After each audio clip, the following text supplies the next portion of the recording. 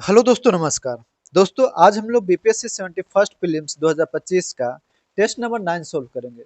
दोस्तों, इससे पहले हम लोगों ने अप टू टेस्ट नंबर 8 तक सोल्व कर रखा है, जिसका आपको इसी चैनल पे प्लेलिस्ट बना हुआ है। वहां पे जाके अप टू टेस्ट नंबर 8 आप देख सकते हो। बाकी का आज का हम लोग जो सोल्व करने जा रहे हैं दोस्तों, उसमें मुख्यतः इकोनॉमी का क्वेश्चन सोल्व करेंगे। इकोनॉमी, करंट अफेयर और बिहार स्पेशल का 10 क्वेश्चन सोल्व करेंगे दोस्तों।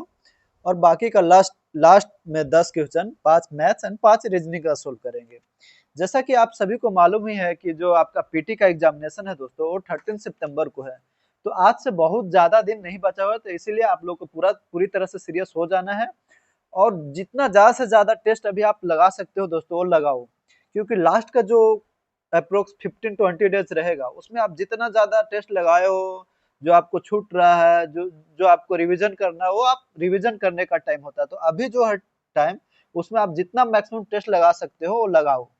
तो आइए दोस्तों, आज हम लोग टेस्ट नंबर 9 सोल्व करते हैं, जिसमें मुख्यतः इकोनॉमी का क्वेश्चन हम लोग सोल्व करेंगे। तो देखते हैं पहला क्वेश्चन क्या है दोस्तों। पहला क्वेश्चन आपका कमिटी दिया गया है, उसको मिलान करना है। तो देखते हैं इसमें क्या है। तो भंडारी कमेटी किस चीज से रिलेटेड है दोस्तों? भंडारी कमेटी किस चीज से रिलेटेड है? तो भंडारी कमेटी आपका रिलेटेड है restructuring of regional rural bank. किससे रिलेटेड है दोस्तों? Restructuring of regional rural bank. फिर स्वामीनाथन कमेटी। तो स्वामीनाथन कमेटी, ऐसा नहीं है दोस्तों कि आपको सभी ऑप्शन जानना एकदम कंफर्म जरूरी है। आपको अगर 2-3 भी आ रहा है, तो आप कभी कभी 1-2 भी आता है तो हो जाता है। तो ये आपको पता होना चाहिए कि स्वामीनाथन कमेटी है रिलेटेड आपका पॉपुलेशन पॉलिसी से। रंगराजन कमेटी किस चीज से रिलेटेड है दोस्तों, बताइए? रंगराजन कमेटी आपका रिलेटेड है बैलेंस ऑफ पेमेंट से। और राजा चिलैया कमेटी, ये बहुत ही फेमस है, तो ये आपका रिलेटेड है टैक्स रिफॉर्म से। तो आपका 1 का आंसर क्या हो जाएगा दोस्तों? डी। एक मतलब एक सवाल से कितना हो गया आपको? 3-4 तरह की बातें समझ में आ गई कि भंडारी कमेटी रीस्ट्रक्चरिंग और रीजनल रूरल बैंक से, स्वामीनाथन कमेटी जो रिलेटेड है आपका दोस्तों, वो पॉपुलेशन पॉलिसी से रिलेटेड है। बाकी Rangarajan committee balance of payment से रिलेटेड है। और राजा चिलैया कमेटी टैक्स रिफॉर्म से रिलेटेड है दोस्तों। पूरा मतलब providing urban urban amenities in rural area, मतलब रूरल एरिया में भी अर्बन अर्बन में जैसा व्यवस्था है वैसा व्यवस्था लाने की कंसेप्ट किसने दिया था? तो ये आपको दिए थे दोस्तों एपीजे अब्दुल कलाम। कौन दिए थे आपको? एपीजे अब्दुल कलाम। जब प्रेसिडेंट थे दोस्तों, उसी समय इनका एक विजन था कि जो रूरल एरिया है, जो गांव की क्षेत्र है, उसको अर्बन एरिया जैसा बना देना है। कब तक दोस्तों? कब तक विजन था इनका? कि 2020 तक। विजन 2020 में इनका ये था कि vision up to 2020 rural area को अर्बन एरिया जैसा बना देना है। इनका विजन था किनका? एपीजे अब्दुल कलाम का। अब तो 2025 हो गया, लेकिन वैसा बना तो नहीं है। Which economist first calculated income scientifically in India? कौन से इकोनॉमिस्ट थे जो इनकम को साइंटिफिकली कैलकुलेट किए थे? तो ये आपका होगा दोस्तों, आपका बी, वी के आर वी राव। ये आपका थे जो फर्स्ट पर्सन थे जो कि साइंटिफिकली इनकम को कैलकुलेट किए थे दोस्तों। अगला क्वेश्चन देखते हैं, फोर्थ का। इसमें बोल रहा है कि इकोनॉमिक ग्रोथ इंक्लूड। तो इकोनॉमिक ग्रोथ नेशनल इनकम होता है तो बिल्कुल इंक्लूड होता है। ग्रोस डोमेस्टिक जीडीपी बिल्कुल होता है। Change in per capita income बिल्कुल होता है। रेट ऑफ कैपिटल फॉर्मेशन है इकोनॉमी, इस पे डिपेंड करता है दोस्तों? नहीं। इसका मतलब होगा कि economic development, economic growth, there is a difference between economic growth and economic development. तो अगर इकोनॉमिक डेवलपमेंट रहता तो ये जरूर होता है। Improvement in standard of living भी, अगर इकोनॉमिक डेवलपमेंट की बात होती तो ये जरूर होता। तो यहाँ पे क्या है? इकोनॉमिक ग्रोथ की बात है। तो 1, 2 एंड 3 क्या आंसर हो जाएगा? 4 का ए आंसर हो जाएगा दोस्तों। अगला क्वेश्चन है मॉनेटरी कॉन्ट्रैक्शन। कॉन्ट्रैक्शन मतलब क्या होता है दोस्तों? कि कॉन्ट्रैक्ट कर रही है। मॉनेटरी मॉनेटरी पॉलिसी कौन लाती है? ये आरबीआई का काम है। और physical policy government of the day, मतलब सेंट्रल गवर्नमेंट डिसाइड करती है। तो देखते हैं क्या मॉनेटरी कॉन्ट्रैक्शन का मतलब क्या होता है। पहला ऑप्शन क्या है दोस्तों? When the demand for goods and services in the economy decreases compare to their supply. अगला क्या है, when the demand for goods and services in the economy increases compare to their supply. अगर demand increase होगा तो contraction थोड़ा ना कहलाएगा, वो तो और कहलाएगा कि बहुत ज्यादा गुड्स एंड सर्विसेज हो गया है, तो कॉन्ट्रैक्शन तो ये नहीं होगा। When the very low prices of goods and services in the economy are brought to normal price, ये भी नहीं होगा दोस्तों। The condition of controlling inflation, बिल्कुल गलत, ये आंसर हो जाएगा। इसका क्या हो जाएगा, when the demand for goods and services in the economy decreases compare to the their supply, मतलब डिमांड डिक्रीज हो जाए, सप्लाई जितना हो रहा है उससे डिमांड डिक्रीज हो जाए, मतलब सफिशिएंट आइटम बचा हुआ है, डिमांड उसका उतना नहीं है, तो वो कहलाता है मॉनेटरी कॉन्ट्रैक्शन। अगला क्वेश्चन इंपॉर्टेंट है दोस्तों, ये बिल्कुल ऐसा क्वेश्चन आपका गलती नहीं होना चाहिए। ट्विन डिफिसिट, तो ट्विन डिफिसिट क्या होता है, तो आपका twin deficit fiscal deficit and current account deficit को ट्विन डिफिसिट कहते हैं। फिस्कल डिफिसिट और रेवेन्यू डिफिसिट को ट्विन डिफिसिट नहीं कहते हैं दोस्तों, किसको कहते हैं, fiscal deficit and current account deficit को आप ट्विन डिफिसिट कह सकते हो। अगला क्वेश्चन क्या है, which of the following policy unambiguously help in increasing the interest rate and as a result lead to appreciation of currency। कौन सा जो गिवन ऑप्शन है उसमें करेंसी एप्रिसिएट होगा दोस्तों, बताइए। Expansionary policy and monetary policy, नहीं बिल्कुल। करेंसी अगर फिजिकल पॉलिसी को एक्सपेंड कर देंगे, एक्सपेंशनरी पॉलिसी अपनाएंगे, तो मॉनेटरी जो करेंसी का वैल्यू है वो और कम जाएगा, एप्रिसिएट नहीं होगा इससे दोस्तों। Contraction physical and monetary policy, ये भी नहीं होगा। Contradictory physical contractionary physical policy and expansionary monetary policy, ये भी नहीं होगा दोस्तों। क्या होगा, contractionary monetary policy and expansionary physical policy, ये हो जाएगा। मतलब मॉनेटरी पॉलिसी को कॉन्ट्रैक्शनरी रखना है और फिजिकल पॉलिसी को एक्सपेंड करना, उससे आपका करेंसी का जो का एप्रिसिएशन हो सकता है। फिलिप कर्व सबसे हल्का क्वेश्चन है दोस्तों, ये क्या है, फिलिप कर्व इन्फ्लेशन और अनएम्प्लॉयमेंट का रिलेशन है। क्या है दोस्तों, कौन दिए थे फिलिप कर्व का कंसेप्ट, तो एक जो इकोनॉमिस्ट थे दोस्तों, ए डब्ल्यू उनका नाम था, ए डब्ल्यू द फिलिप, तो वही दिए थे। इसका मतलब क्या है, कैसा रिलेशनशिप है, तो इनवर्स रिलेशनशिप है दोस्तों। इन्फ्लेशन अगर बढ़ता है, inflation is inversely relation, inversely proportional to unemployment, not directly. Unemployment कहाँ चला गया, ऐसे क्यों हो गया दोस्तों, अनएम्प्लॉयमेंट। तो अगर इन्फ्लेशन बढ़ता है तो अनएम्प्लॉयमेंट कम होगा, लेकिन एक कुछ ही समय के लिए बात होता है दोस्तों। अगर लगातार इन्फ्लेशन बढ़ते जा रहा, हाइपर इन्फ्लेशन हो गया, तो ऐसे कंडीशन में अनएम्प्लॉयमेंट और बढ़ जाएगा। लेकिन कुछ हद तक इन्फ्लेशन बढ़ने से अनएम्प्लॉयमेंट जो होता है दोस्तों वो घटता है, क्योंकि इन्फ्लेशन का मतलब ही क्या हुआ कि डिमांड बढ़ रहा है, डिमांड बढ़ रहा, फ्लो गुड्स बढ़ेगा, तो अनएम्प्लॉयमेंट घटेगा। अगला क्वेश्चन क्या है दोस्तों, the component of capital account include, capital account का कंपोनेंट कौन कौन है, तो डायरेक्ट इन्वेस्टमेंट बिल्कुल है दोस्तों, पोर्टफोलियो इन्वेस्टमेंट भी है, फॉरेन एड भी है, फॉरेन डेप्ट भी है, फॉरेन एड भी है, तो 1 2 3 4 हो जाएगा। ये आप याद कर ले दोस्तों, करंट बैलेंस ऑफ पेमेंट में होता है करंट अकाउंट, कैपिटल अकाउंट। तो करंट अकाउंट में कौन सा आता है, जैसे visual goods, invisual goods current account में आता है। कैपिटल अकाउंट में क्या, एफडीआई, एफआईआई, फॉरेन एड, डेब्ट, ये सब आपका कैपिटल अकाउंट में आता है दोस्तों, तो ये सब आपको याद होना चाहिए। अगला क्वेश्चन देखते हैं, from which country was the term 5 year plan taken, तो किससे लिया गया, यूनाइटेड नहीं, सॉरी दोस्तों, यूनाइटेड स्टेट ऑफ अमेरिका नहीं, सोवियत यूनियन से लिया गया था। किससे लिया गया था दोस्तों, सोवियत यूनियन से। Net national product at market price is equal to, net national, net मतलब क्या होता है दोस्तों, मतलब नेट मतलब हो गया माइनस डिप्रिसिएशन, क्या होता है आपका नेट का मतलब क्या हो गया, माइनस डिप्रिसिएशन, नेशनल का मतलब net foreign income from abroad, ये होता है दोस्तों। तो यहाँ नेट पूछ रहा है, तो मार्केट प्राइस नेट जहां भी आ गया तो डिप्रिसिएशन को पहले लाना है, the market price minus depreciation, ऐसे आ जाएगा। नेट का मतलब ही होता है डिप्रिसिएशन को घटा देना। नेशनल का मतलब होता है कि net foreign income from abroad, मतलब जितना एक्सपोर्ट हो रहा है और जितना इम्पोर्ट हो रहा है, तो जितना कंट्री एक्सपोर्ट कर रही है और जितना बाहर से इम्पोर्ट हो रहा है उसको घटा के आपको लिख देना है नेशनल में।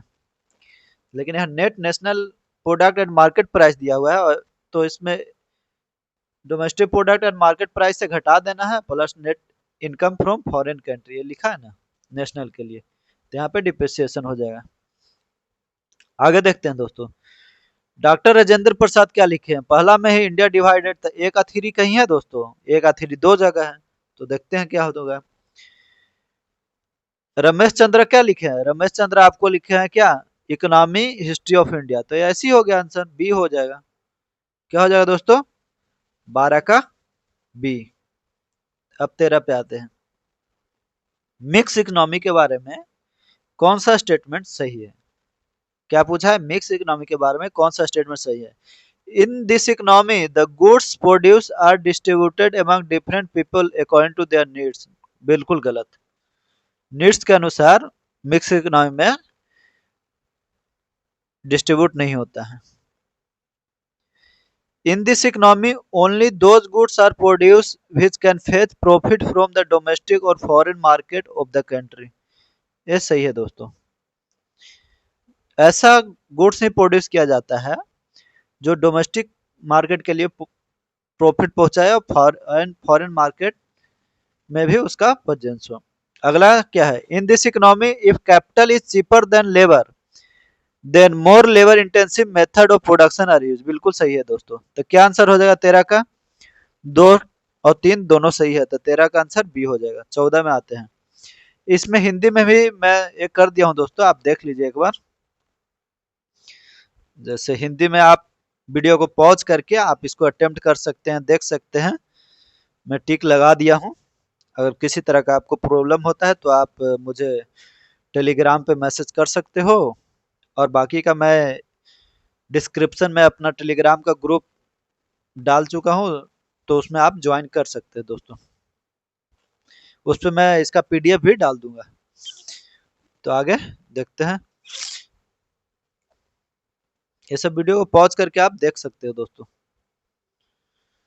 खुद से साथ में पेन पेपर लेके बैठे, बाकी जिसमें दिक्कत हो तो उसमें आप लिखे, किसी तरह का और दिक्कत हो तो मुझे मैसेज भी कर सकते हो। The objective of the land reform system introduce in India include, क्या ऑब्जेक्टिव, तो इलिमिनेशन ऑफ मिडिल मैन, बिल्कुल सही है, यहीं से जान लो। Fixing of maximum limit of land for big landlord, सही है। Completely eviction of the big landlord, नहीं कंप्लीटली कहाँ से, कंप्लीटली कहाँ, कुछ तो उनके पास रहेगा ही, तो ये गलत हो जाएगा। तो कौन करेक्ट है, ए और दोनों, पहला और दूसरा करेक्ट है। In the first phase of green revolution the use of HYV seeds was limited to more prosperous state like Punjab, Andhra Pradesh, Tamil Nadu, Karnataka, West Bengal. ये तो सही है दोस्तों, मोस्ट प्रोस्पोरस स्टेट के पास था, लेकिन ये पंजाब में था, आंध्रा में था, लेकिन ये सब जैसे है आपका वेस्ट बंगाल, तमिलनाडु, ये सब में उतना नहीं था, तो एक पहला स्टेटमेंट गलत हो जाता है। पहला स्टेटमेंट क्या है दोस्तों, गलत है। दूसरा देखते हैं, इन the first phase of green revolution the benefit of HYV seeds was available only to the wheat producing area, बिल्कुल सही है, दूसरा सही है। In the second phase of green revolution the technology of HYV seeds spread to many states and many crops benefited, तीन भी सही है, तो 2 3। HYV का मतलब क्या हुआ, क्या हो गया दोस्तों, हाई यील्डिंग वेराइटी सीड, क्या हो गया, हाई यील्डिंग वेराइटी। वैरायटी उतना अच्छा नहीं है दोस्तों, इस पे उतना अच्छा से लिखा नहीं जाता। 16 का देखते हैं, इंपोर्ट सब्सटीट्यूशन का मतलब क्या हुआ। तो इसका सिंपल, अगर आप इकोनॉमी का किसी तरह का बुक पढ़े हो कोई भी, तो इसमें सिंपल मतलब है कि इंपोर्ट सब्सटीट्यूशन का मतलब होता है to supply goods in domestic market by the domestic production in place of import, मतलब डोमेस्टिक मार्केट में डोमेस्टिक प्रोडक्शन के द्वारा ही सप्लाई करना है good in place of import, कि बाहर से इंपोर्ट करके हम सप्लाई करें डोमेस्टिक मार्केट में, तो वो सही नहीं है, उसको हम इंपोर्ट सब्स्टिट्यूशन पॉलिसी नहीं कहते। इंपोर्ट सब्स्टिट्यूशन पॉलिसी का मतलब क्या हो गया दोस्तों, कि डोमेस्टिक मार्केट में ही गुड्स प्रोड्यूस हो रहा है और डोमेस्टिक मार्केट में सप्लाई कर रहे हैं। अगला क्वेश्चन 17 है, नबार्ड के बारे में पूछा गया दोस्तों। It was establish in year 1982। तो ये बिल्कुल सही है दोस्तों। नबार्ड किसके रिकमेंडेशन पे बना था, बताइए बताइए दोस्तों, आप कमेंट बॉक्स में शिवा रहमान या क्या बताइए आप। It is an apex institution for coordinating the entire rural financing system. बिल्कुल सही है दोस्तों। It is an example of social banking. बिल्कुल सही है, सोशल बैंकिंग का एग्जांपल है, क्योंकि जनरली ये सोशल मतलब क्या हुआ कि सोशल बैकवर्डनेस, सोसाइटी पे ध्यान देना, तो जनरली ये रूरल एरिया में ही लोन देता है एग्रीकल्चर पर्पस के लिए, सबके लिए। तो इसका आंसर हो जाएगा 1 2 3 सब सही है दोस्तों। विच of the following is included in the institution structure of rural bank. तो रीजनल रूरल बैंक है, बिल्कुल सही है। रीजनल रूरल कोऑपरेटिव बैंक है दोस्तों, बताइए। रीजनल रूरल कोऑपरेटिव बैंक भी है दोस्तों। कमर्शियल बैंक क्या है, कमर्शियल बैंक कहाँ नहीं है, रीजन आपका रूरल एरिया में नहीं है कमर्शियल बैंक, बिल्कुल है। लैंड डेवलपमेंट बैंक ये भी है, तो 1 2 3 4 हो जाएगा, डी आंसर हो जाएगा। अगला क्वेश्चन क्या है दोस्तों, 19 ड्यूरिंग, ऐसे बोला कौन सा स्टेटमेंट करेक्ट है। During the transition of job the kind of unemployment is frictional unemployment. क्या सही है, बताइए। बिल्कुल सही है दोस्तों। The unemployment prevalent in agriculture in India is called structural. Structural unemployment नहीं है दोस्तों। कौन सा अनएम्प्लॉयमेंट, डिसगाइज अनएम्प्लॉयमेंट, मतलब डिसगाइज अनएम्प्लॉयमेंट है। इसका मतलब क्या हुआ कि number of peoples involved in agriculture are more but the productivity is not as sufficient as according to the number of peoples involved। मतलब सिंपल सी बात है कि एक काम को, अगर काम को करने में 4% का जरूरी है लेकिन उसमें इन्वॉल्व है 8%, तो उसी को डिसगाइज अनएम्प्लॉयमेंट होता है कहते हैं। तो स्टेटमेंट करेक्ट पूछ रहा है तो दूसरा तो गलत है, तो पहला ही सही होगा, ये आंसर है। The term national income denote, ये ऐसा क्वेश्चन आता है दोस्तों, जो नेशनल इनकम से क्वेश्चन एक ना एक पूछा ही जाता है, तो इसको सही से कर लेना है। तो नेशनल इनकम का मतलब क्या होता है दोस्तों, देखते हैं। Gross national product and market price less depreciation, नहीं, ये तो नेट हो जाएगा। Gross national product at market price less depreciation and net factor income from abroad, गलत। Gross national product at market price less depreciation and indirect tax and net subsidy, ये सही है, सी answer हो जाएगा दोस्तों। क्या हो जाएगा, gross national product at market price, depreciation घटा देंगे तो नेट हो जाएगा। फिर क्या, indirect tax and net subsidy को उसमें ऐड कर देना। तो 20 का क्या आंसर हो जाएगा, सी आंसर हो जाएगा। Net national income at factor cost is called as national income, ये याद रखना है। क्या, net national income at factor cost. तो नेट का मतलब क्या मैं बताया था पहले कि depreciation, national minus indirect, national net for income from abroad होता है, तो नेट यहाँ पे क्या दिया है, नेट नेशनल इनकम। तो indirect taxes and net subsidy हो जाएगा, तो सी आंसर हो जाएगा। The most appropriate measure of economic growth of a country is, तो क्या पर कैपिटा इनकम, ये तो प्रीवियस ईयर क्वेश्चन है दोस्तों, ऐसा गलत नहीं होना चाहिए। The most appropriate measure of economic growth of a country is per capita product या इनकम, जो भी कहें। विच of the following is not an objective of food management in India, कौन सा इसमें से नहीं है, देखते हैं। डिस्ट्रीब्यूशन ऑफ फूड ग्रेन, बिल्कुल है objective. Procurement of food grain, हम लोग प्रोक्योर भी करते हैं फूड ग्रेन, जो फूड कॉर्पोरेशन ऑफ इंडिया है वो प्रोक्योर भी करता है। The maintenance of buffer stock, बिल्कुल ये भी है। तो none of the above answer हो जाएगा दोस्तों।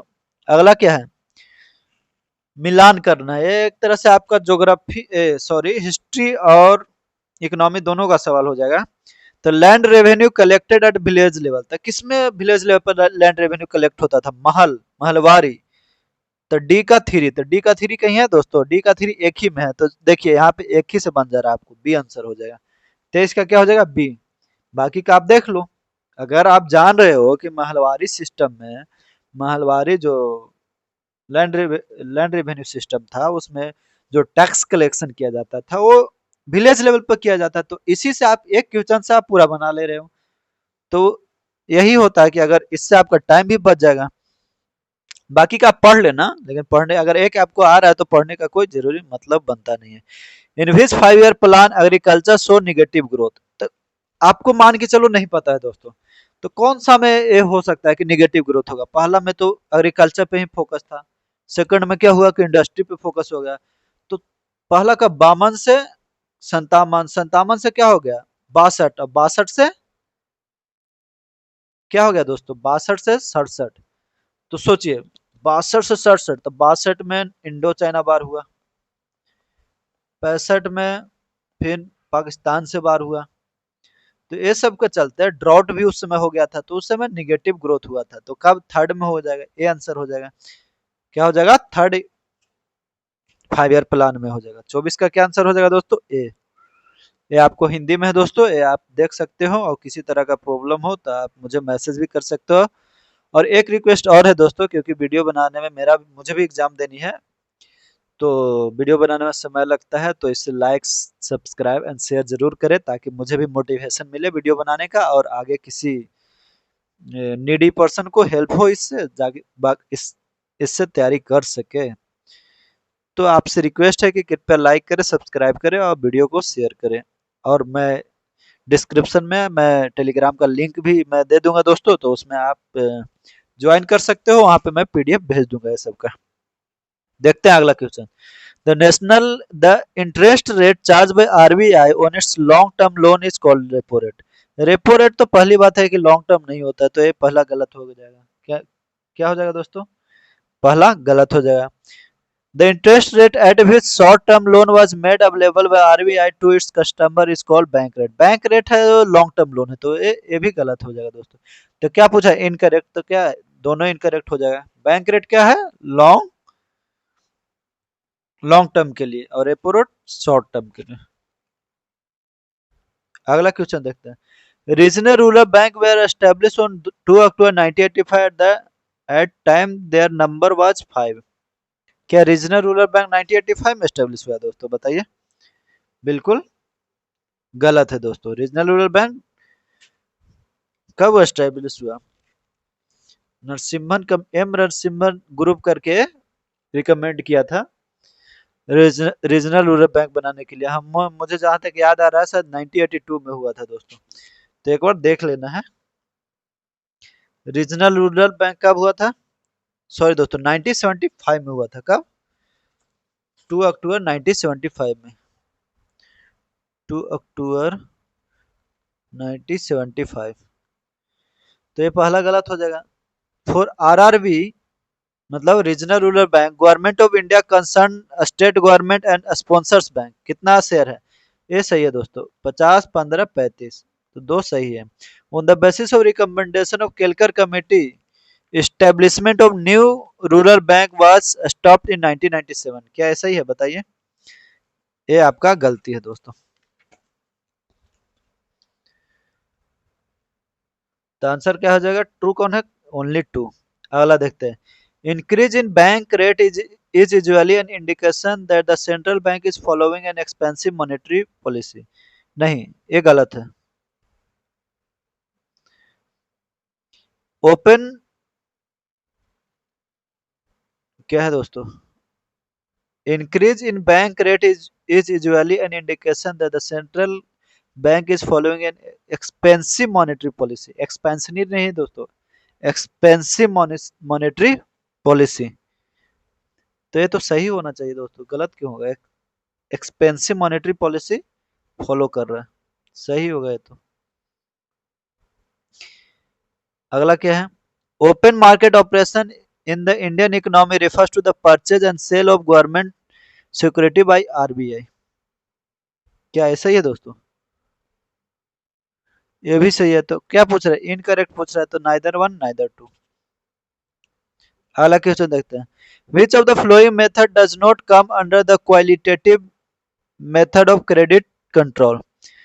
तो मॉरल एडवाइस होता है, रेशनल ऑफ क्रेडिट होता है, लिमिट रिक्वायरमेंट होता है, ओपन मार्केट ऑपरेशन नहीं आएगा इसमें। 29 का देखते हैं दोस्तों। Effective revenue deficit is a new concept used for the first time in Indian budget 2011-12, बिल्कुल सही है। The deficit also include the expenditure of central government which it gives to the state government in the form of grant। नहीं, grant आया कहाँ से हो जाएगा deficit में, ये गलत है, तो ये आंसर हो जाएगा। 30 का देखते हैं। ये तो बिल्कुल आपको पूरा रटा हुआ होना चाहिए दोस्तों, इसमें आपको किसी तरह का गलत नहीं होना चाहिए, तो 30 का आप देखो क्या सही होगा। फिजिकल डिपॉजिट क्या होगा? The excess of total expenditure over the total receipt less डेप्ट। वन का आर, लेस डेप्ट, डेप्ट को हटा देना है। रेवेन्यू डिफिसिट सिंपल हो जाएगा दोस्तों, क्या बताइए? ये हो जाएगा is the excess of revenue expenditure over revenue recipient. बाकी का मिला लेना है। दो का क्या हो जाएगा? बजटरी डिफिसिट ए हो जाएगा दोस्तों, is the excess of total expenditure over total receipt. अब बाकी बचा क्या? प्राइमरी डिफिसिट एस हो जाएगा, is the excess of total expenditure over total receipt less borrowing and interest payment. Borrowing और इंटरेस्ट पेमेंट को घटा देना है, तो आंसर इसका क्या हो जाएगा? तो इसका ए आंसर हो जाएगा। अगला देखते हैं। Which of the following organisation is called Bretton Woods twins? कौन सा ऑर्गेनाइजेशन को ब्रेटन वुड ट्विंस बोलते हैं? तो इसका सिंपल है, कौन सा ऑर्गेनाइजेशन को बोल सकते हैं दोस्तों? ए और बी को बोल सकते हैं, तो आंसर क्या हो जाएगा बताइए? 31 का ए हो जाएगा। आईएमएफ और वर्ल्ड बैंक को बोलते हैं आप ब्रेटन वुड्स ट्विंस। अगला देखते हैं। Consider the following statement regarding Reserve Bank of India. RBI is a banker of central government, बिल्कुल सही है। RBI formulate and implement the monetary policy, बिल्कुल सही है। RBI act as agent of government in the connection, बिल्कुल सही है, तीन भी सही हो जाएगा। It it administer the lending programme of the government of India, क्या ये सही है दोस्तों बताइए? बिल्कुल सही है, तो क्या आंसर हो जाएगा? 1 2 3 4 सब सही है। अगला क्वेश्चन है। Which of the following measure will result in an increase in the money supply of economy? Money supply अगर इंक्रीज हो जाता है इकोनॉमी में तो क्या होगा, ये पूछा गया है। तो देखते हैं पहला ऑप्शन क्या है। Purchase of government security from the public by central bank, क्या है सही है बताइए? पूछा इसमें कि increase in money supply in economy होगा तो क्या रिजल्ट होगा, कौन सा मेजर लेना चाहिए? The purchase of government security from the public by central bank, बिल्कुल सही है। फ्लो ऑफ मनी उससे क्या हो जाएगा? गवर्नमेंट सिक्योरिटी सेंट्रल बैंक अगर लेती है, purchase of government security from the central bank,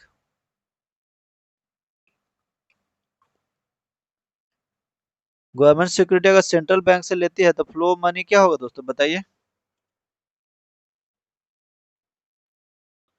बढ़ेगा, तो ये सही है। Currency deposit by the public in commercial bank, ये नहीं होगा दोस्तों। Loan taken by government from the central bank, ये सही होगा। Sale of government security to the public by central bank, नहीं। तो क्या हो जाएगा? 1 and 3, 1 and 3 आंसर है, ये हो जाएगा। अगला ये हिंदी में आप देख लो दोस्तों, बाकी आप सोल्व कर लेना वीडियो पॉज करके।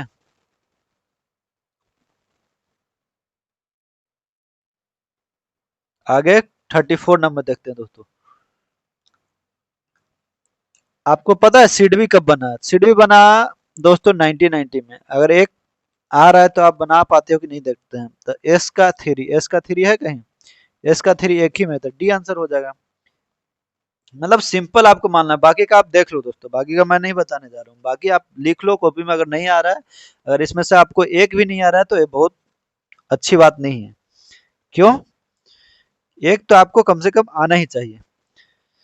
Industrial finance corporation of India बना था 1948 में। इंडस्ट्रियल डेवलपमेंट बैंक कब बना था दोस्तों बताइए? क्यू का 1964, और एक बचा आईसीआईसीआई का बना था 1955। आगे देखते हैं दोस्तों। इसमें क्या पूछा? Which of the following statement with reference to inflation? Rising inflation indicates relatively less supply and low purchasing power among consumer। ये बिल्कुल सही है दोस्तों, क्या होगा सही बताइए? Rising inflation indicate relatively less supply. अगर राइजिंग इन्फ्लेशन हो रहा है तो लेस सप्लाई, ज्यादा सप्लाई नहीं हो रहा, बिल्कुल सही है, सप्लाई कम होगा तभी इन्फ्लेशन ज्यादा होगा।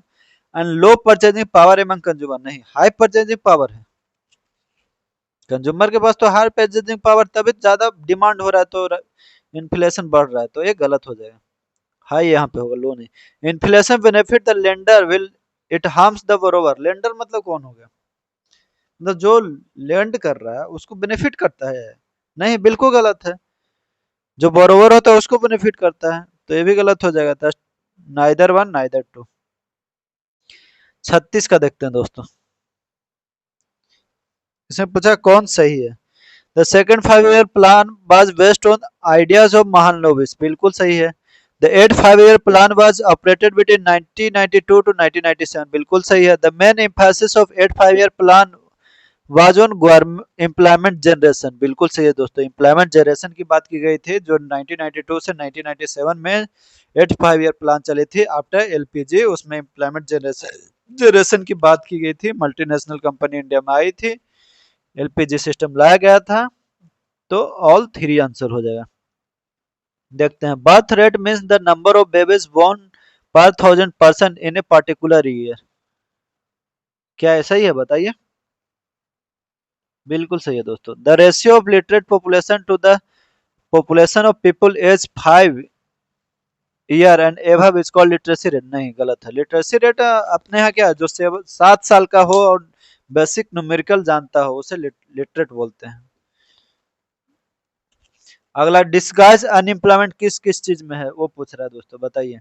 तो एग्रीकल्चर में तो बताया कि होता है डिस्गाइज अनएम्प्लॉयमेंट, काम है आपका 2 लोग का और लगे हुए हैं पूरा फैमिली, मगर उससे कोई बेनिफिट होने नहीं जा रहा है। रूरल एरिया, इसमें भी होता है डिस्गाइज अनएम्प्लॉयमेंट, क्या होता है कि नहीं बताइए। मैन्युफैक्चरिंग सेक्टर में नहीं होगा, अर्बन सेक्टर में भी जनरली नहीं होता है, तो क्या आंसर क्या हो जाएगा, सी आंसर हो जाएगा, 1 और 2। अब 39 का देखते हैं दोस्तों। Choose the true statement regarding income tax, progressive tax है, बिल्कुल सही है। It is example of direct tax, क्या डायरेक्ट टैक्स है दोस्तों बताइए, बिल्कुल सही है। It is collected by state government, नहीं है, स्टेट गवर्नमेंट के कहाँ कलेक्ट करता है, इसमें कौन करता है बताइए। आर्टिकल 270 है दोस्तों, income tax is levies and collected by government of India and revenue obtain are distributed among state. Article 270 क्या बोलता है कि income tax is levied and collected by government of India, और जो कलेक्ट होगा उससे डिस्ट्रीब्यूट कर दिया जाता है, जैसे रखा गया है 50 फाइनेंस कमीशन में 60-40 अप्रोक्स ऐसा है। तो आंसर क्या हो जाएगा, 1 और 2। 39 का क्या हो जाएगा, ए।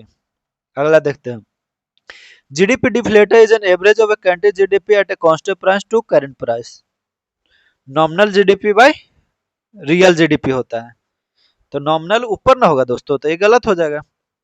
GDP deflator is also used to measure inflation, क्या सही है बताइए, बिल्कुल सही है, इन्फ्लेशन मेजर के लिए होता है, तो बी आंसर हो जाएगा। 41 का देखते हैं, a situation in which the price of a commodity or a small group of commodity increases continuously over a constant period of time contrary to the conventional belief is called, क्या हो जाएगा।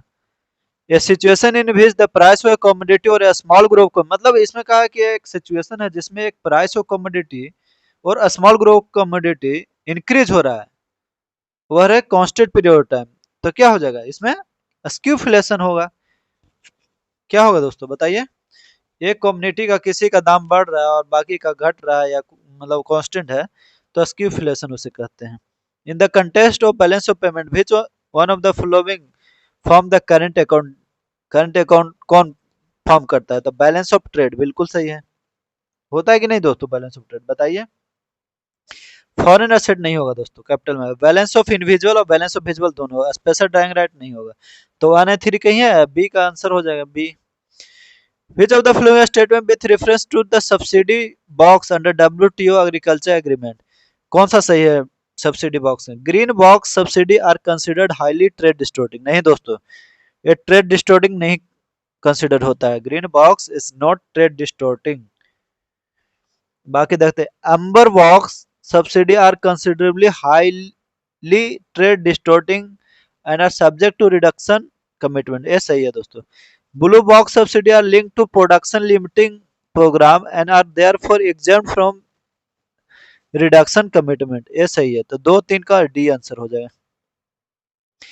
What is the main difference between non banking financial company and bank? क्या है main difference बताइए। Non banking financial company do not lend to sector like agriculture and industry. क्या सही है दोस्तों बताइए।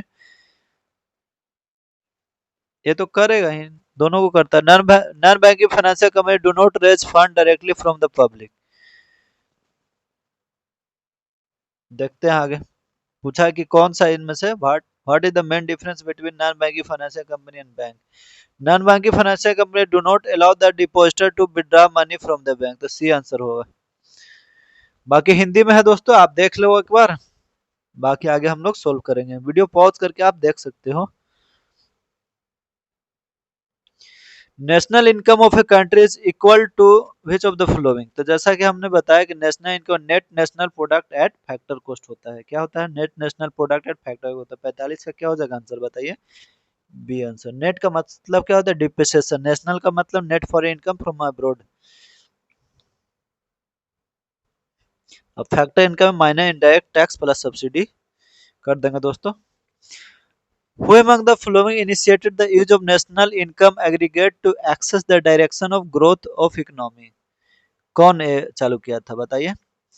कंजेंट किए थे कि केन्स किए थे? यही दोनों में से कोई है दोस्तों बताइए। तो साइमन कुजनेट किया था। द इशू क्या है? एक बार आप पढ़ ले दोस्तों। विच among the following initiate the use of national income aggregate to assess the national direction of economic growth? तो साइमन कुजनेट होगा। The issue of the issuance system of currency note in India is based on minimum reserve system होगा दोस्तों। क्या होगा? Minimum reserve system. 48 का देखते हैं।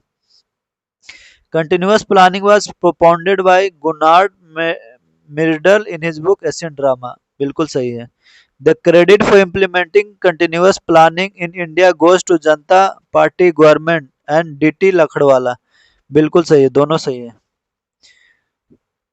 The closer the Lorentz curve is to perfect equality line, the greater will be the income inequality। क्या सही है दोस्तों बताइए। 49 का गलत है। Income inequality can be measured by the Kuznets inequality curve, नहीं, दोनों गलत है दोस्तों। कौन सा कर्व से इनकम इनइक्वालिटी मेजर किया जाता है बताइए। अगर कुजनेट से नहीं किया जाता तो लॉरेंस कर्व, जो कि गिनी कोफिशिएंट उसमें आता है एक टर्म, उससे मेजर किया जाता है दोस्तों। आगे देखते हैं 50 का।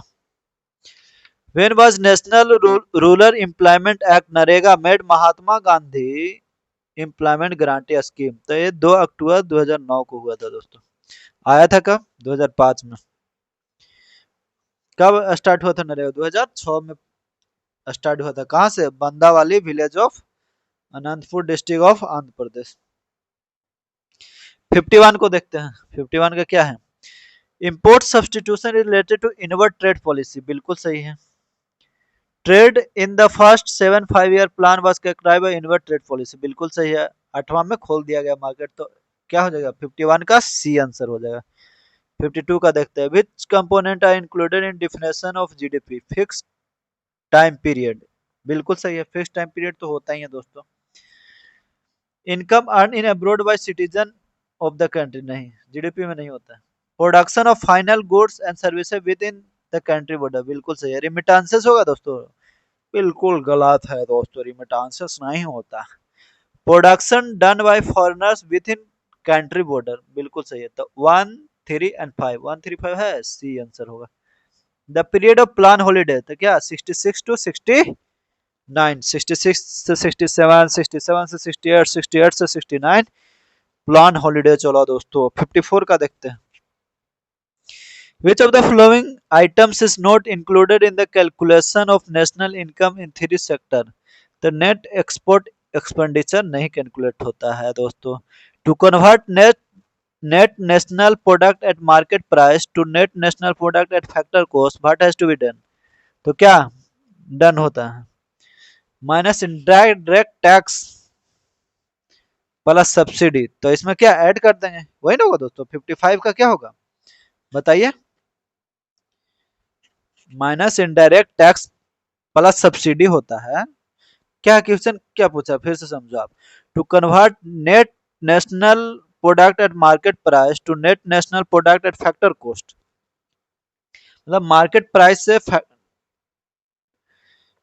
फैक्टर कॉस्ट में बदलना है।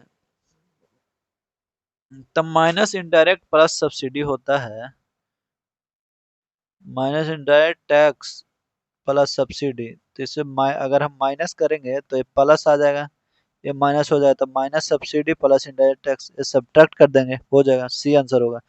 National income means net net national product, क्या ऐसा ही है बताइए? National income means net national product, क्या सही है दोस्तों बताइए? बिल्कुल सही है। Net national income committee was constituted under the chairmanship of PC Mahalanobis, बिल्कुल सही। तो इनकरेक्ट कौन है? दोनों इनकरेक्ट नहीं है, नाइदर वन नाइदर टू। ये सब देखना जरूरी है दोस्तों, यहाँ इनकरेक्ट पूछता है, और करेक्ट पूछता है तो सी होता है। Capital formation as a concept is better explain in terms of a process that enables, क्या इनेबल्स करता है बताइए? 57 का क्या होगा?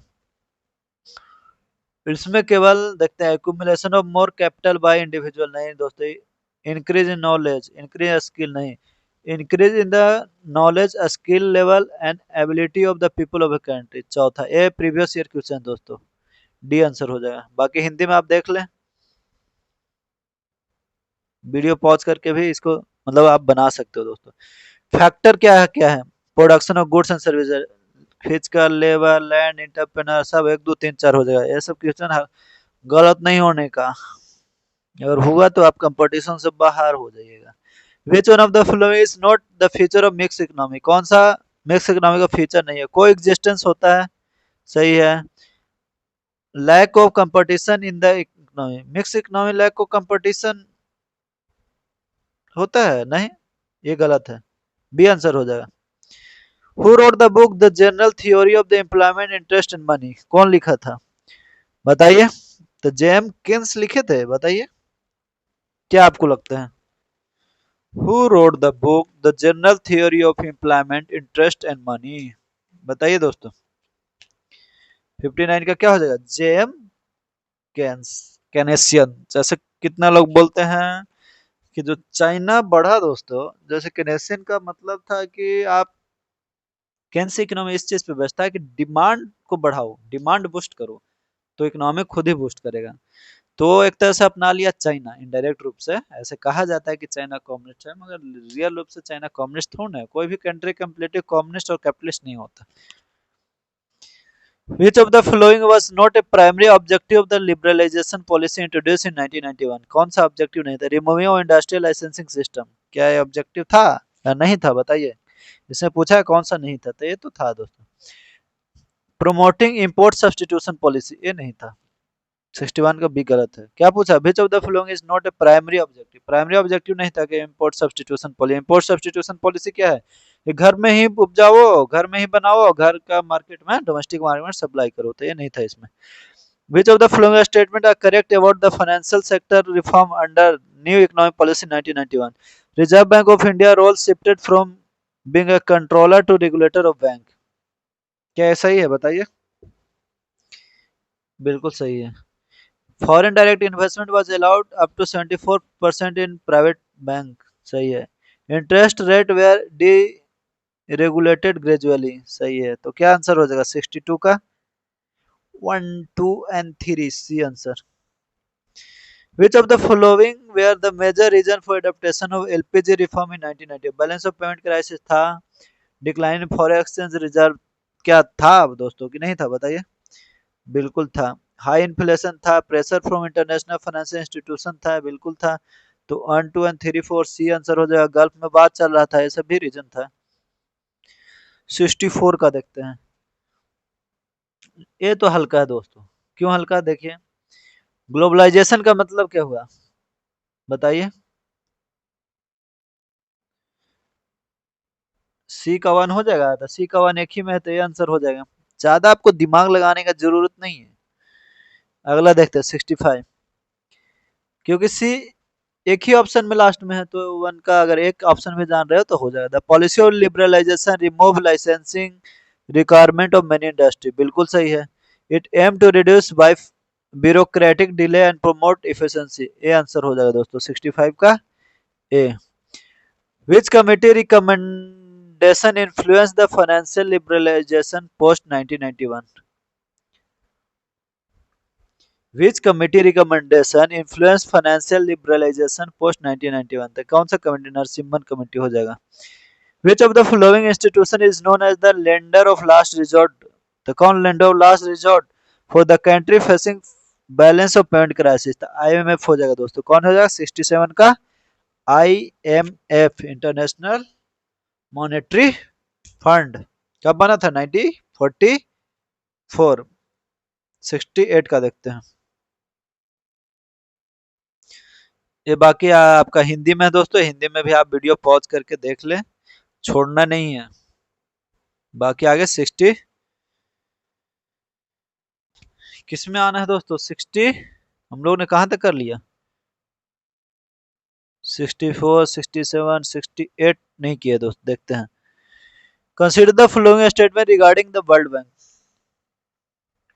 It primary provide short term loan, नहीं शॉर्ट टर्म लोन नहीं है, लॉन्ग टर्म लोन देता है। The country it it comprises the International Bank of Reconstruction and Development and International Development Association। सही है। Its primary focus is on infrastructure and long term development। सही है। तो क्या आंसर हो जाएगा? 2 और 3 बी। 68 69 का देखते हैं दोस्तों।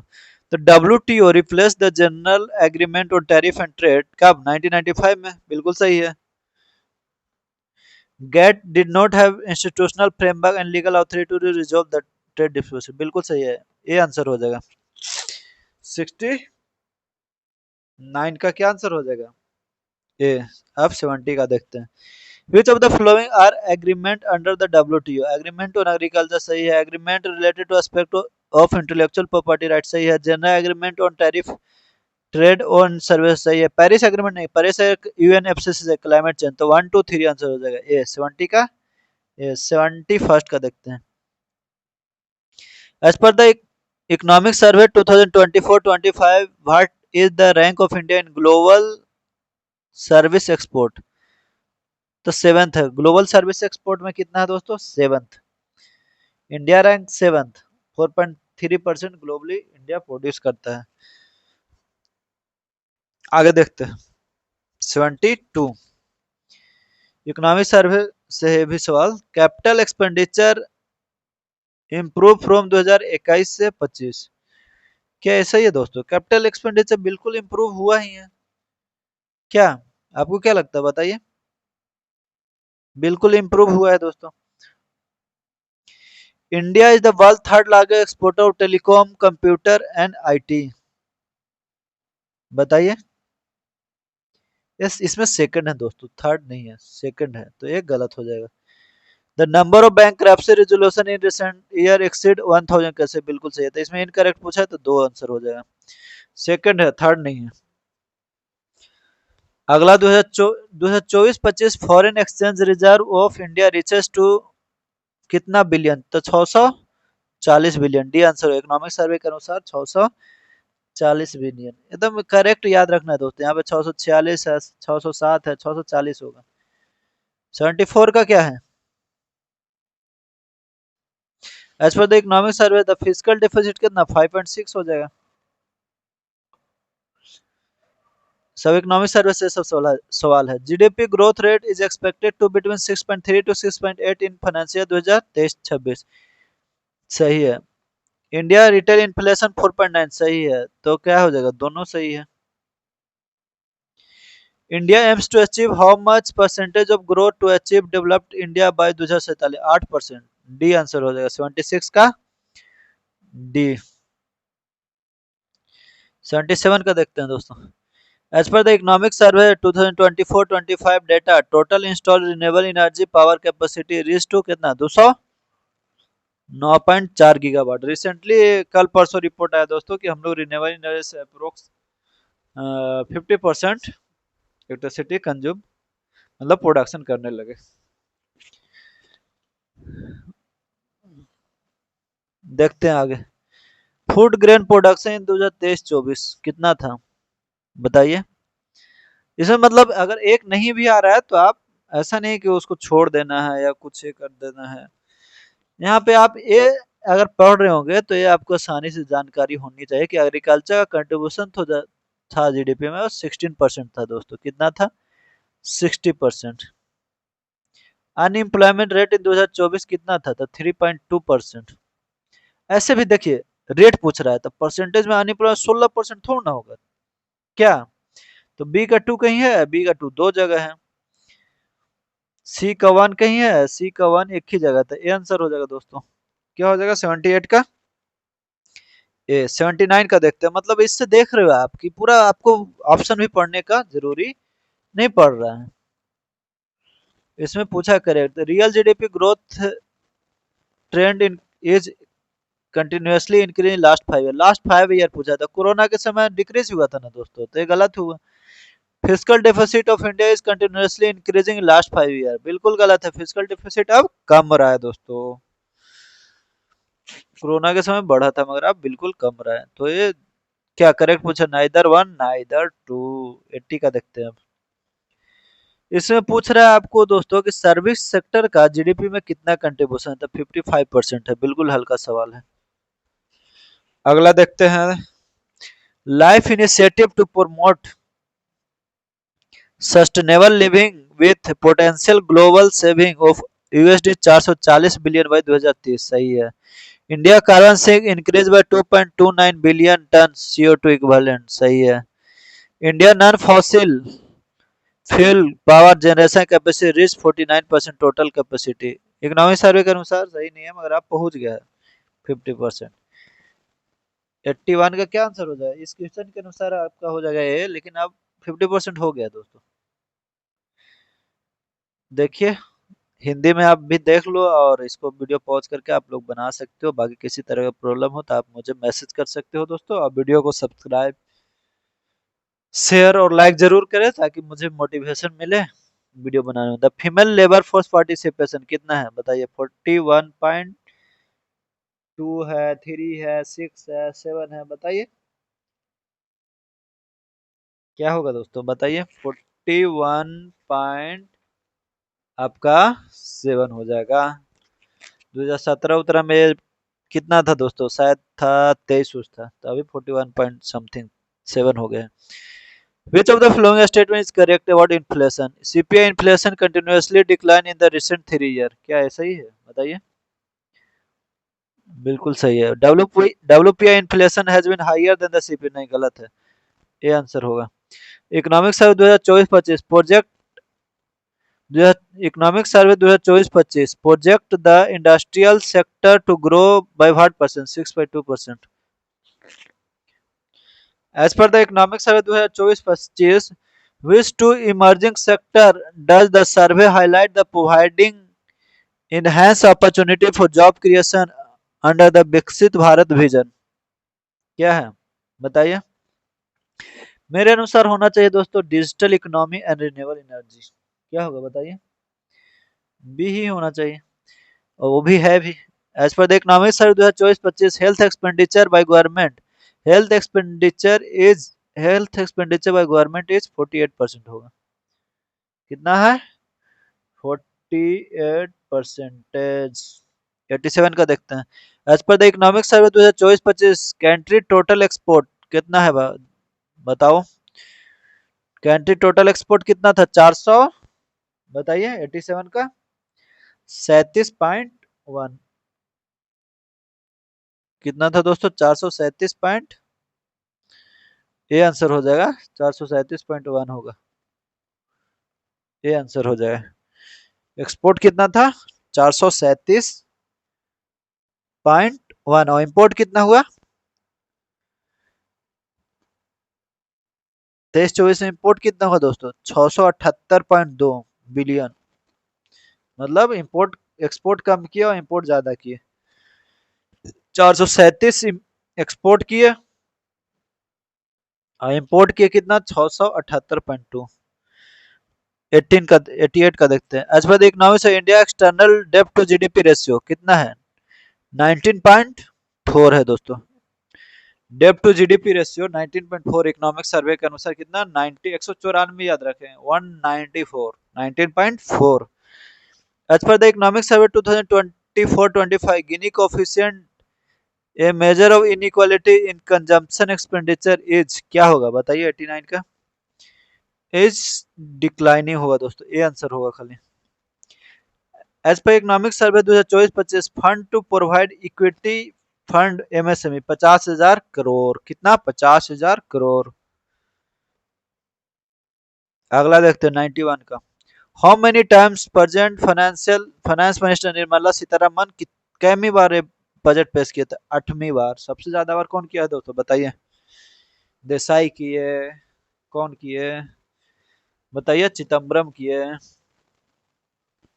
कमेंट बॉक्स में आपको बताना है कि सबसे ज्यादा टाइम सबसे ज्यादा बार बजट पेश किसने किया what was the theme of budget 2025-26 बिल्कुल छोटा थीम है सबका विकास which of the following is not the part of six vision of विकसित Bharat as per the budget 2025-26 कौन सा सिक्स जो विजन है विकसित भारत का वो बजट 2025-26 में नहीं है दोस्तों बताइए तो मैं आपको बता देता हूँ कौन कौन सा है जीरो पॉवर्टी है universal access to quality education है high quality affordable health care है फुल एम्प्लॉयमेंट थ्रू स्किलिंग है at least 70% of female participation economic activity है farmers making India in food basket of the world है तो कौन सा नहीं है इसमें पूछा है तो पॉवर्टी है ये है तो हंगरवा रहना जरूरी है क्या नहीं है ना as per the union budget 2025-26 which is not included in engine of growth तो कौन सा इंजन ऑफ ग्रोथ नहीं है तो इन्वेस्टमेंट है दोस्तों एक्सपोर्ट तो है ही है एग्रीकल्चर तो है ही है इन्वेस्टमेंट है कि नहीं है बताइए इन्वेस्टमेंट भी है इंडस्ट्री नहीं है चार इंजन माना गया है किसको एग्रीकल्चर एमएसएमई एक्सपोर्ट और इन्वेस्टमेंट किसको एग्रीकल्चर एमएसएमई एक्सपोर्ट और investment four engine of growth 2025-26 के लिए क्या माना है एग्रीकल्चर एमएसएमई इन्वेस्टमेंट और एग्रीकल्चर एमएसएमई एक्सपोर्ट और इन्वेस्टमेंट 95 का देखते हैं दोस्तों how many area of transformative reform highlighted by union budget 2025-26 बताइए टैक्सेशन किया है बताइए फोर रिफॉर्म किया है दोस्तों apart from taxation finance power and regulatory reform urban development and mining sector are included तो इसमें क्या क्या है क्या पूछा how many area of transformative reform highlighted by union budget 2025-26 तो इसमें से इंडस्ट्री नहीं है हटाओ इसको टैक्सेशन है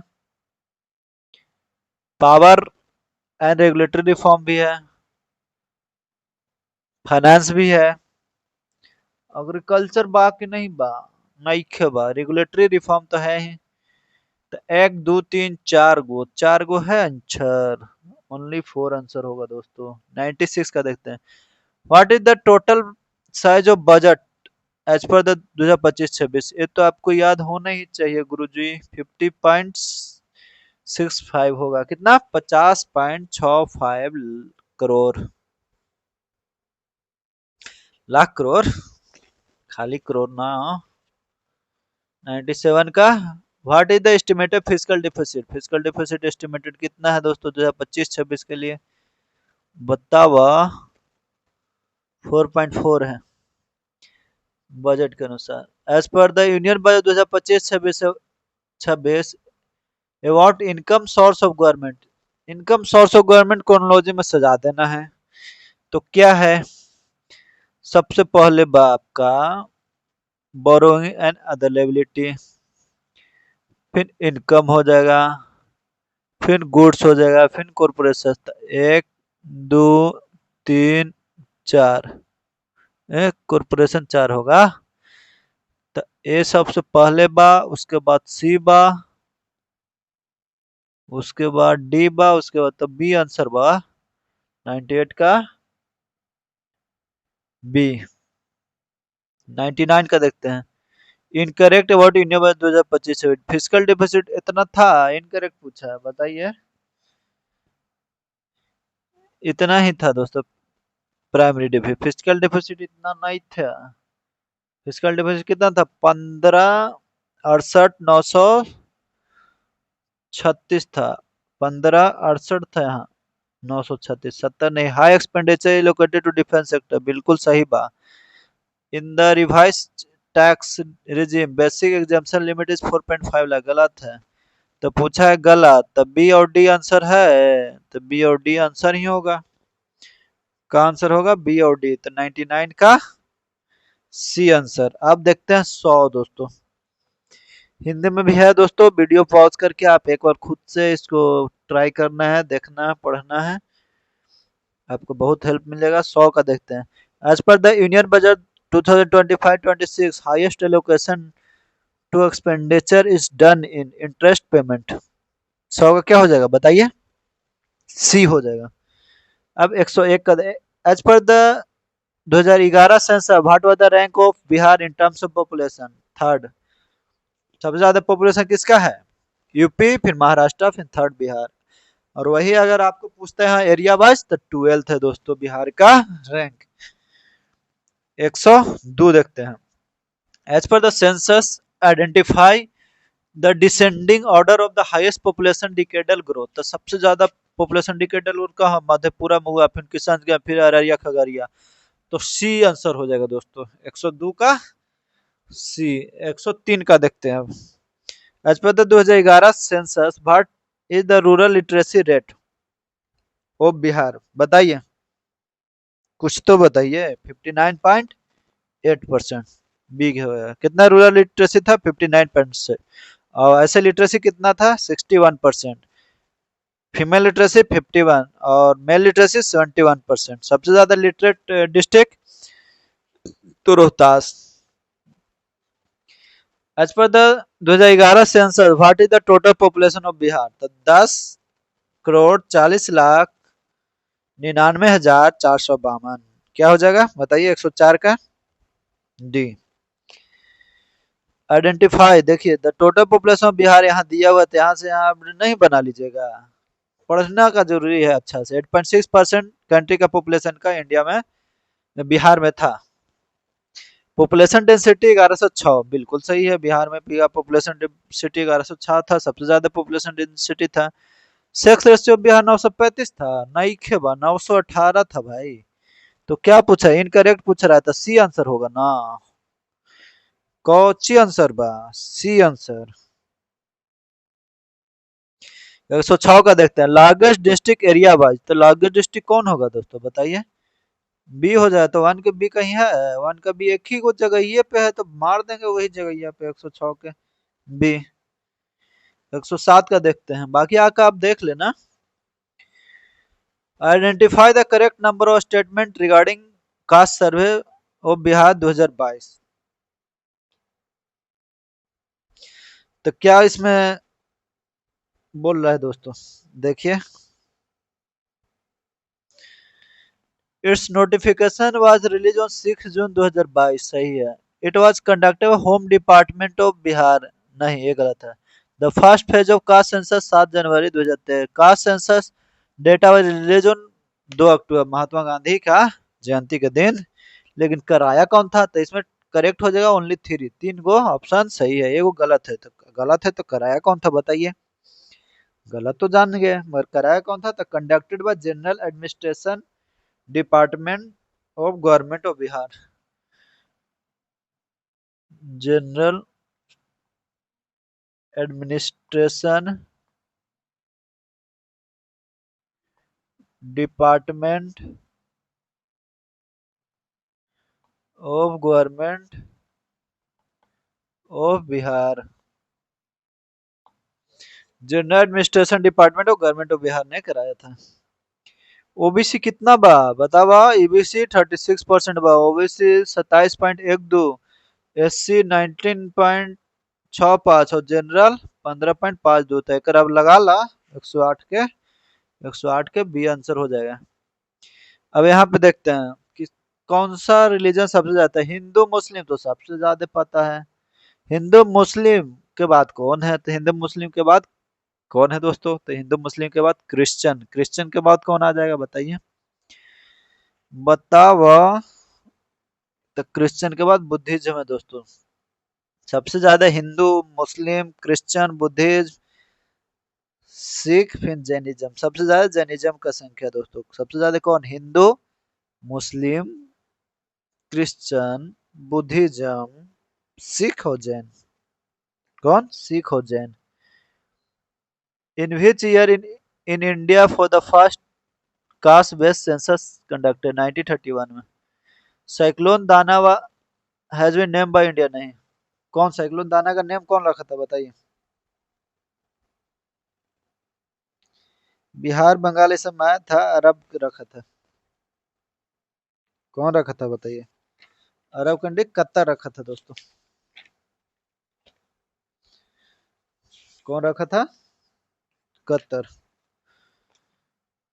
तो ये गलत है। 2024 the cyclone is the third, this cyclone is third to form in northern Indian ocean. सही है। तो दूसरा स्टेटमेंट सही है। बाकी हिंदी में आप देख लो दोस्तों, वीडियो पॉज करके सही से देख लेना। किसी तरह प्रॉब्लम हो तो आप मुझे मैसेज कर सकते हो। मैं टेलीग्राम का अपना नंबर डिस्क्रिप्शन में डाल रखा हूँ और वहाँ पे लिंक भी है, वो उस ग्रुप से भी जुड़ सकते हो, टेलीग्राम का ग्रुप से।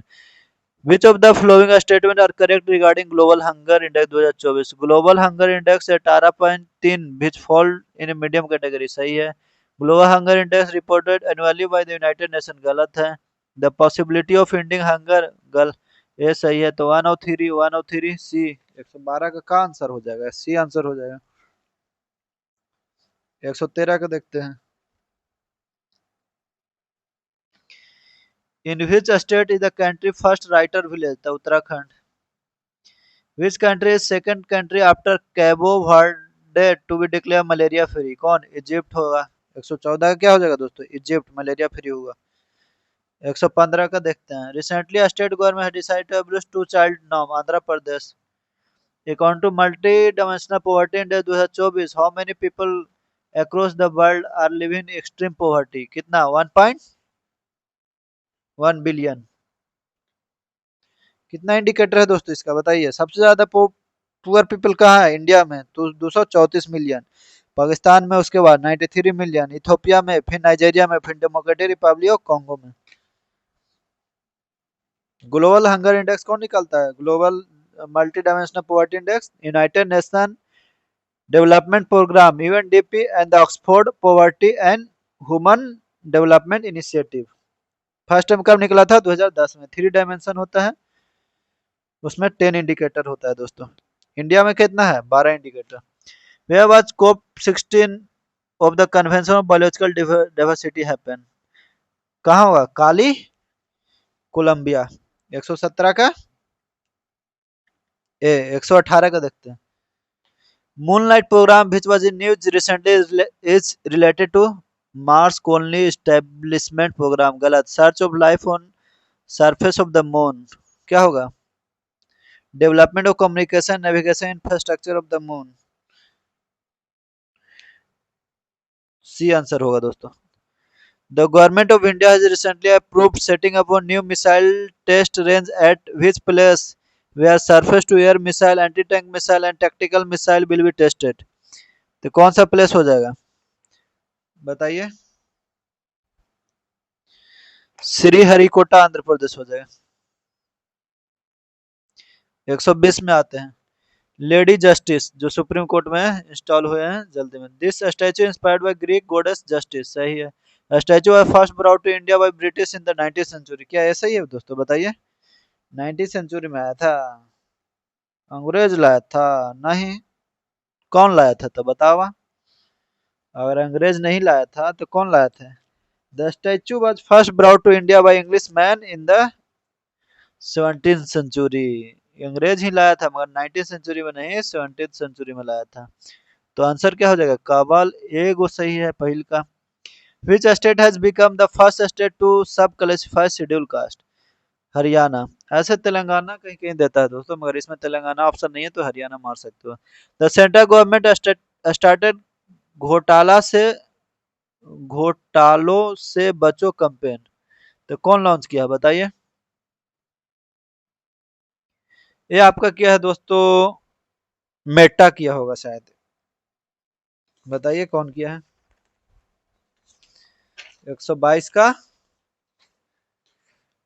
बतावा हो कौन के बा, मेटा ही किया है। 122 का ए। 123 का देखते हैं।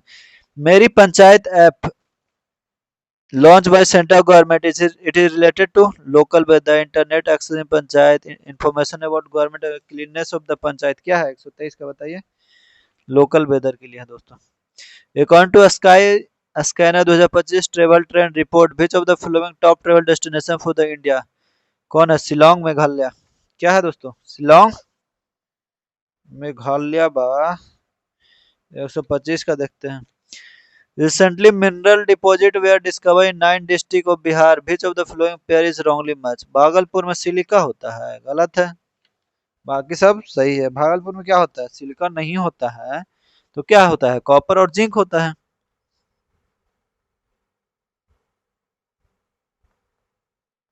कॉपर और जिंक। 126 का देखते हैं दोस्तों। Recently, the sport ministry has abolished the Dhyan Chand award for lifetime achievement and started which award? Dronacharya life time achievement नहीं, Arjuna life time achievement award होगा। बी। 126 का होगा, बी होगा। The Nobel prize in physics 2024 is awarded for contribution of which of the following? For the creation of quantum dot नहीं, for the development of artificial intelligence and neural network. B answer हो जाएगा 127 का B. बाकी का हिंदी का आप देख लो दोस्तों, वीडियो पॉज करके देख लो। किसी तरह प्रॉब्लम होती है तो आप मुझे मैसेज कर सकते हो। टेलीग्राम का नंबर और मैं ग्रुप का लिंक डिस्क्रिप्शन में डाल रखा हूँ। Nobel peace prize for 2024 was awarded to which of the following organization? Nihon Hidankyo. For which discovery was 2024 Nobel prize in medicine awarded? Medicine में किस लिए दिया गया था बताइए? Development of mRNA for discovery of micro RNA and its contribution to gene expression control था। हमको लगता है 129 का आंसर जो होना चाहिए वो सी होना चाहिए। Which of the statement given below is not correct with reference to मुख्यमंत्री व्हीकल ड्राइवर वेलफेयर स्कीम 2024? कौन सा करेक्ट नहीं है? तो इसमें आपका this scheme will benefit all private car owner, ये करेक्ट नहीं है दोस्तों। क्योंकि एग्जाम बहुत नजदीक है तो कृपया, मैं भी इस पे टाइम दे रहा हूँ, वीडियो बनाने में अपलोड करने में समय लगता है, तो कृपया करके वीडियो को लाइक करें, शेयर करें, सब्सक्राइब करें ताकि मुझे मोटिवेशन मिले। अन्यथा अगर मुझे भी फायदा नहीं हुआ तब मुझे इतना टाइम देने का क्या मतलब? इसमें मैं और कुछ पोर्शन अपना मैं और मजबूत कर सकता हूँ और अच्छा कर सकता हूँ, अपने खुद पे टाइम दे सकता हूँ अभी, क्योंकि एग्जाम है। तो अगर व्यू और अगर शेयर लाइक नहीं करोगे आप लोग तो मैं नेक्स्ट टाइम से हो सकता है ये वीडियो एग्जाम बाद ही बनाऊं। अगर अच्छा रिस्पॉन्स रहेगा तो मैं 1-2 घंटा 3 घंटा सप्ताह में एक दिन तो दे ही सकता हूँ। बाकी देखता हूँ, क्योंकि मेरा भी इस बार मेंस हुआ है फिर 70 वाला, तो उसका रिजल्ट अभी तक हुआ नहीं है, देखते हैं। इसमें 71st में तो पीटी में तो अच्छा से करना ही है दोस्तों, क्योंकि इस बार कंपटीशन हाई है, इसलिए किसी तरह का कोताहल नहीं बरतना है। आगे देखते हैं दोस्तों। 131।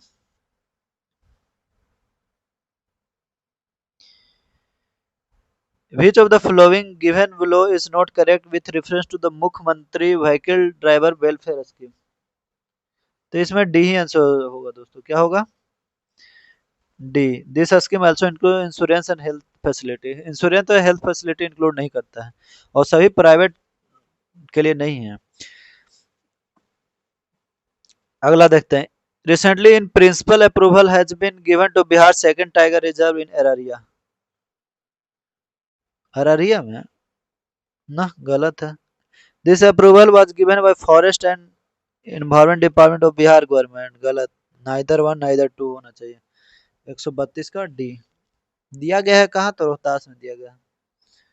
और कौन देता है दोस्तों बताइए? एनटीसीए देता है। एनटीसीए क्या होता है? National tiger conservation authority. मुख्यमंत्री बालिका cancer immunization scheme has been started to protect girls age 13 to 16 year from cervical cancer. क्या ऐसा ही है बताइए? 13 से 16 साल के लिए है, 9 से 14 साल के लिए दोस्तों। 13 से 16 नहीं है, 9 से 14। During the period girls were given human papilloma virus vaccine. तो इनकरेक्ट कौन है? ये इनकरेक्ट है। 9 से 14 साल के लिए पेपिलोमा वैक्सीन दिया जाता है, मगर 9 से 14 साल के लिए। What is the main objective national agriculture code? क्या मेन ऑब्जेक्टिव है नेशनल एग्रीकल्चर कोड का? तो ऑब्जेक्टिव है आपका to prepare standards in agriculture cycle. क्या? To prepare standard in agriculture cycle, तब भी आंसर हो जाएगा। BharatGen India first government funded multilingual multinodal generative AI model is being developed under whose leadership? बताइए। आईआईटी कौन सा हो जाएगा? आईआईटी ये सब में मुंबई होगा। अगर यहाँ पे आपका रहता दोस्तों मद्रास तो थोड़ा कंफ्यूजन होता है, लेकिन मुंबई है केवल, मद्रास नहीं है, तो यहाँ पे ज्यादा कंफ्यूजन होने की बात नहीं है। Recently India national space commission has approved the fifth lunar mission LUPEX. This is collaboration effort of which agency of which country? बताइए लुपेक्स किसके साथ किया गया है? तो लुपेक्स जो आपका किया गया है दोस्तों, वो किया गया है आपका जापान के साथ। सी आंसर हो जाएगा। अब 137 देखते हैं। Where is India first super capacitor production facility establish? तो ये जो एस्टेब्लिश हुआ है दोस्तों, ये आपका केरला में। कहाँ हुआ है? केरला में। Keltron component complex limited, a Kerala government public sector undertaking, has set up a commercial supercapacitor, being called as the first supercapacitor production facility in the country.